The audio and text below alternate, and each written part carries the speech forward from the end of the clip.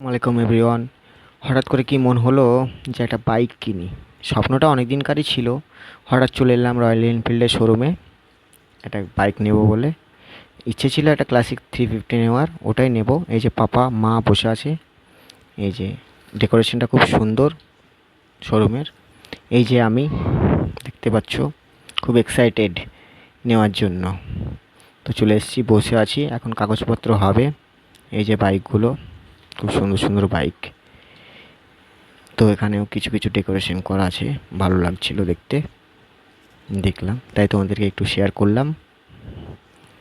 তো এই যে হেলমেটের কালেকশন, এগুলো সঙ্গে কিছু কিছু টুপি এগুলো আছে। আমার এই বাইকটা খুব পছন্দ, তো এটাই নেব ভাবছি, দেখি কতদূর কী হয়। এই যে মা মা টাকা দিচ্ছে, মা টাকা দেওয়া হয়ে গেল, বুকিং করে দিল। তো বললো যে বিকেলে এসো, বিকেলে আসলে হয়ে যাবে।